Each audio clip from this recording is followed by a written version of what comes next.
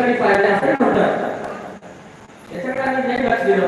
आता 25 दिवसापासून 9 वर्षापासून अन्नदान महादान आहे, अनेक दान आहे, अन्नदान आहे, ज्ञानदान आहे, त्यापैकी एक आपल्याला शेतकऱ्यांना माहिती करतो. हा उद्योग कशासाठी उभा ठेवला असं म्हणता येतो, पण एक कुटुंब देतो.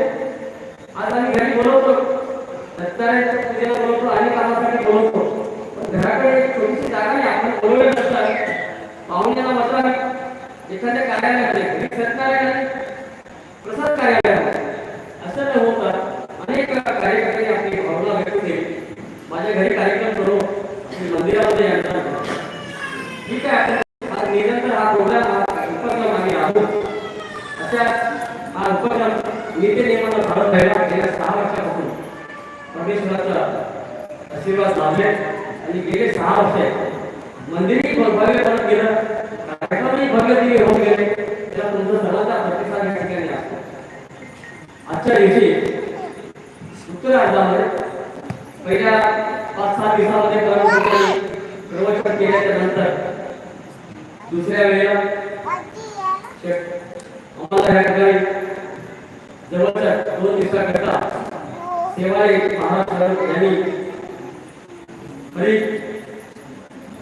शिवपाठ हरिपाठ सांगून दिला. त्यांनी 2 दिवसाचा प्रवचनाचा कार्य केला. नंतर पूज्य श्री श्रीरामजी महाराजांनी केला 2 दिवसासाठी. नंतरच्या दिवशी पूज्य नागरिक महासमितीने कार्याच्या ठिकाणी आले.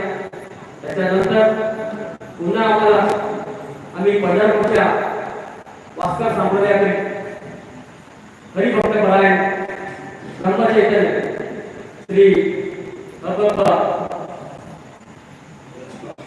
महाराज रघुराज महाराजांचा भगवत दिव्य असे याकडे कीर्तन झालं. त्याच्यानंतर आणखी सदाशिव माळी महाराजांनी आपलं प्रवचन दिलं. गुरुमध्ये अनेक संत महात्मांनी या ठिकाणी आपल्याला अनेक मधुर अशा वाणीमध्ये एक प्रवचन निरंतरपणे 30 दिवस दिलं. नंतरच्या 15 दिवसामध्ये आम्हाला पूज्य गुरुवर्य दलितच्या महाराजांनी या ठिकाणी एक शिवपुराण लावायला सांगितलं. पहा शक्य आहे का तुमच्याकडे? किती दिवस होईल ते होईल, 2 दिवस, 4 दिवस, 5 दिवस आमच्याकडे चलन आहे.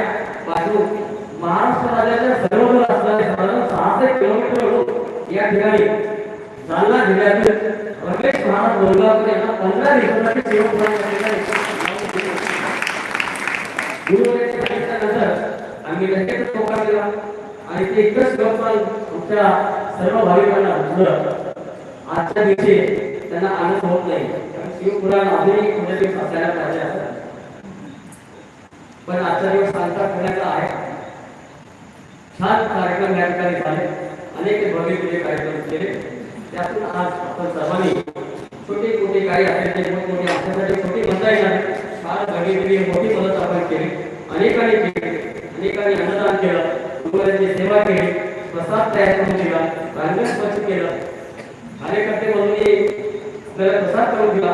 कसलाही पैसा नाही, कुठेही नवीन पैसा खर्च केलेला नाही. जे केलं ते सगळे श्रमदान केलं, सगळे अन्नदान केले. याच्यासाठी काय पैसा नाही. हा आपण बसलेला होतो काही शाळेला मंडप आहे, त्याला 1 महिना करायचा झाला तरी 5 ते 10 लाख रुपये खर्च होतो. कार्यकर्ते म्हणजे अवघ्या 40 दिवसामध्ये हा मंडप उभा होतो. हा जो मंडप आपण बसलेला आहे हे आता अवघ्या 40 दिवसामध्ये 19 वादन करून कसलाही नवीन पैसे देता मानधन घेतात या सेंट्रीच्या या कार्यकर्त्यांनी मंगसुरी गावातील कसंही मटेरियल स्वरूपाचा सुद्धा पैसे घेतले नाही. एवढ्या मोठ्या कार्यकर्त्यांचा पण या ठिकाणी आज पुष्प देऊन सन्मान करण्यासाठी